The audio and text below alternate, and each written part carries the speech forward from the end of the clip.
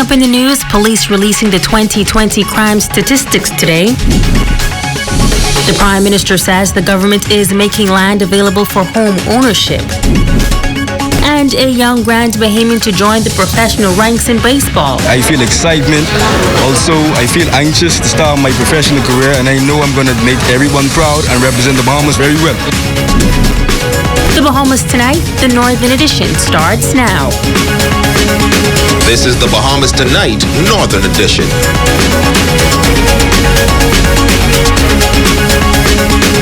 This is the Bahamas Tonight, the Northern Edition. Good evening, all. I'm Megan Shepard. Thank you so much for tuning in. Topping news, Police Commissioner Paul Roll meeting with members of the press on Monday morning, giving the latest crime statistics for 2020. The commissioner noting that crime across the Bahamas decreased by 16% last year. Jamila Mizik reports. As it relates to crime statistics for Grands Bahama, Bimini, and Abaco, there were 53 total crimes against the person recorded in 2020. Murders seeing a 10% decrease in Grands Bahama compared to the previous year. According to the report, there were 10 murders in 2019 and 9 in 2020. Attempted murder down 55%, 11 in 2019, 5 in 2020, and there was 1 reported case of manslaughter in Abaco. As it relates to rape, there was an 80% change in those cases, 9 in 2020 compared to the 5 in 2019, and there were no reported attempted rape cases in 2020. Unlawful sexual intercourse had a 60% change, those numbers, 16 in 2020, 10 in 2019. Armed robbery decreased by 25%. There were 12 cases in 2020 and 16 in 2019. There was 1 reported robbery case in 2020 compared to the 4 the previous year, and no recorded attempted robberies for the year. As it relates to crime against the property, there were 459 reported cases in 2020 as opposed to the 446 in 2019, a 3% increase. There were 10 reported burglaries, 126 house breakings, 75 shop breakings, 174 stealings, 54 stealings from vehicles, and 20 reported stolen vehicles. As it relates to breach of curfew in the country, there were 2,370. On Grands Bahama, there were 751 recorded cases in 2020. Jamila Mizik, ZNS Network News. 7 suspects arrested for illegal firearms and ammunition possession as a result of Operation Shockwave. Officers of Operation Shockwave, acting on intelligence, executed search warrants on a business establishment on Queens Highway and a residence in the 8 Mile Rock community between the hours of 8 and 10 p.m., arresting 7 persons for possession of illegal firearms and ammunition. Police tell us that in the first incident, a team of officers entered a home in Hepburn Town, 8 Mile Rock, where they discovered a black Smith & Wesson .9mm pistol with a magazine containing 4 live rounds of ammunition. A male and a female who reside at that residence were arrested and taken into police custody. In the second incident, a team of officers went to a popular business establishment on Queens Highway in the bonded area. There, they searched a white Toyota Passo and discovered a black .357 Glock pistol with a magazine containing 6 rounds of ammunition. A male and a female were arrested and taken into police custody. Officers also at the same location searched a red Ford Focus and discovered a black .9mm pistol with a magazine containing 7 rounds of ammunition. 2 males, a resident of Settlers Way and Hudson Estates, were arrested and taken into police custody. A female employee of the business establishment and who resides on Abaco Drive, Hawksville, was arrested after officers discovered a .45mm round of ammunition in the kitchen area. Wanted suspect Jamie Jermaine Jones, aka JJ, is now in police custody. A resident of East Beach Drive, Jones turned himself into the Central Police Station today. He was wanted for questioning on charges of shop breaking and stealing. And 1 female is dead and 3 persons were airlifted to New Providence following a 3-car collision in Abaco over the weekend. While investigations continue into the cause of the mishap, tonight, the officer in charge of the Abaco division is urging residents to drive with care and attention. Police on the island of Abaco are once again stressing the importance of adhering to the rules of the road, particularly when it comes to obeying the speed limits. According to police, on Friday, January 15th, shortly after 9 p.m., police were called to the SC Budal Highway where an accident had occurred.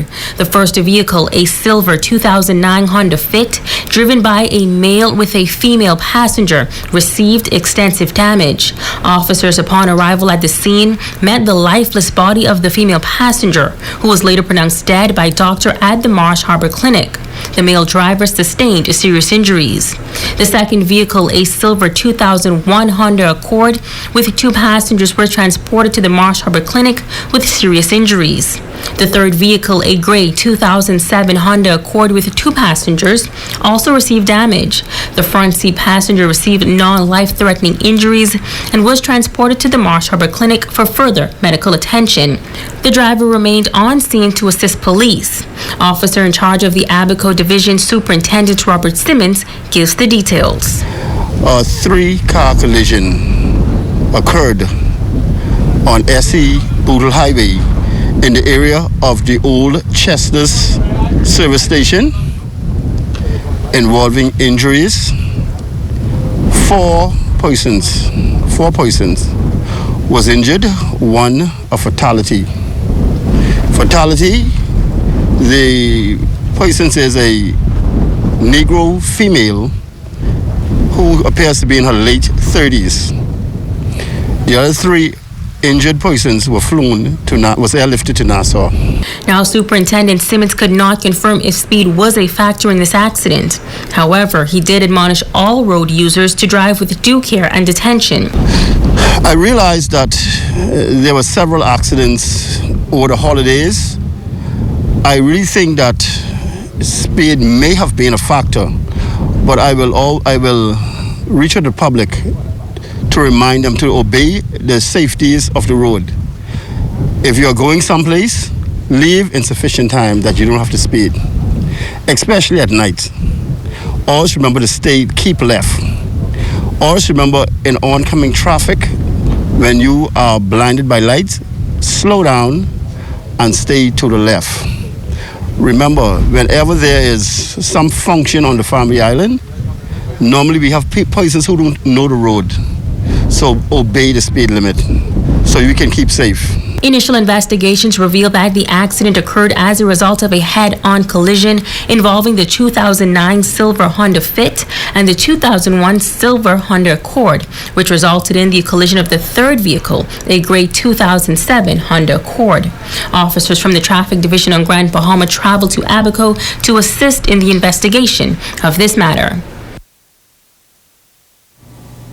Also from Abaco tonight, while on that northern island this past weekend, the Prime Minister making an announcement that the government of the Bahamas will continue to ensure that Bahamians have access to land and home ownership. The nation's leader noting that parcels of land have already been allocated to be gifted to Bahamians free of charge. The Prime Minister, the Most Honorable Dr. Hubert Minnis, noting that there is still a long way to go in the revitalization and redevelopment of the island of Abaco and some parts of Grand Bahama post-Hurricane Dorian.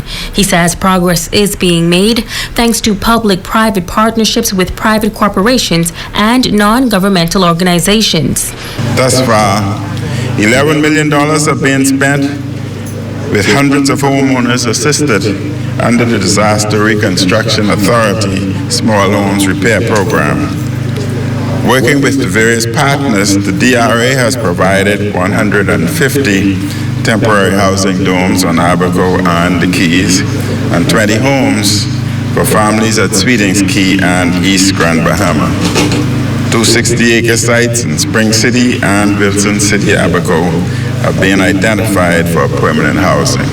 And as I've mentioned, properties in the Murphytown area has likewise been identified, and we will hopefully be able to commence very shortly to ensure that each and every Abaconian would have a home of their own. The Prime Minister says that the goal is to ensure that every Bahamian is afforded the opportunity to own land and homes. The government, through a public-private partnership with the Disney Discovery Land Company, is developing 46 homes that will be gifted to 46 individuals.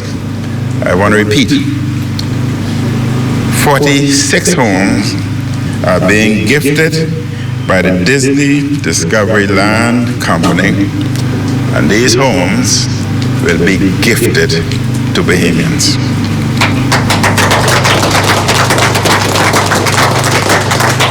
We are committed to repairing and providing logistical support to 250 homes in Cooperstown, Blackwood, and Fire Road, Abaco. We still have a long road ahead, but along this road of rebuilding and recovery will be new, restored, and new homes for Bahamians. Member of Parliament for North Abaco, the Honourable Darren Henfield, adding that he is pleased that this government's commitment is already coming to fruition. He says this initiative aims to provide free land to Bahamians, which will allow them to build quality homes at relatively low cost. Of course, this government has a policy initiative that we would provide land for Bahamians who can get housing at a relatively low cost. And today the Prime Minister indicated to potential developers that there is 60 acres of land located in Murphytown, Central Pines, and Dundestown in that area that we're very much interested in providing for development. We're very optimistic that this challenge will be taken up very shortly. Government is in no position on its own in this economic climate to provide the level of housing required for Bahamians in Abaco in particular and in Grand Bahama. And so through public-private partnerships, we believe that we can move the needle in the right direction. It was an historic day for one of top baseball prospects in the Bahamas as he took another step toward his ultimate goal. This week marks the official opening for the 2021 International Free Agent Signing Period, and one of the most decorated baseball franchises that has won 11 World Series in Major League history is adding a Bahamian to their organization. Jay Philippe has more. 17-year-old Dari Grant, the sensational shortstop, is signing with the St. Louis Cardinals. The speedy shortstop is expected to start play with the Dominican League, where he will be eligible for the 2021 Summer League season. The Grand Bahamian native is the most recent to join the professional ranks in baseball. Adari's strength is his speed and ability to make plays in the infield. Family and friends all gathered at the Pelican Bay Hotel conference room where the 5'11" athletic middle fielder with offensive upside officially signed with the St. Louis Cardinals. It's surreal. I feel excitement. Also, I feel anxious to start my professional career, and I know I'm going to make everyone proud and represent the Bahamas very well. Although I signed, nothing ever changed. Keep the same underdog attitude, same work ethic, go out at it 24/7, never let up. Nothing changes. How it always is and how it always will be. On hand for the signing was Adari's mother, Filcher Grant, who says she could not have been more excited for her son. There's no other word that a mother can ever use but except proud. Proud that he took a chance to gamble so hard on his dreams at such a young age. Adari told me at the age of 12, I want to be a professional player, and he gave everything to it. He sacrificed a normal childhood, going out having fun with friends. He had to do 2 years and one to be able to graduate, because that was my deal. You don't sign until you graduate, and so he finished a half a year early to be able to do this, and he never once wavered. The sacrifice, he put in the work, and I'm so proud of him. The St. Louis Cardinals Director of International Operations, Luis Morales, flew into Grand Bahama just to witness the official signing of Adari Grant. We met Adari a couple of years ago. We were able to scout him in the United States, and we were able to take him to our academy in the Dominican Republic. We were very impressed about his athleticism, his ability to put the ball in play, and we feel that he's a player because he's, like I mentioned, because his athleticism is going to stay in the middle, which is very important when it comes to this defensive position, and we're very happy that he's going to be part of our organization. Adari has been attending I-League Baseball Academy in New Providence for the past 5 years, where his game has developed. His coach, Jerron Sands, founder of I-League Baseball Academy, says this signing is history not only for the academy, but for the Bahamas as a nation. Him being the first Cardinal from the Bahamas, is an historic event. So, I mean, Adari is hard working, man. Great makeup, great ability to learn. Like, you know, he's just a great kid all around. So, you know, I mean, it takes kids like him to help the country to move, to help other kids get where they need to get. So, for the Adari signing, man, it's huge. It's huge for our country. It's huge for the St. Louis Cardinals. You know, he just has to stay focused, stay grounded, continue to work hard, and he'll make it to the big leagues. Adari is expected to travel to the Dominican Republic for summer league ball.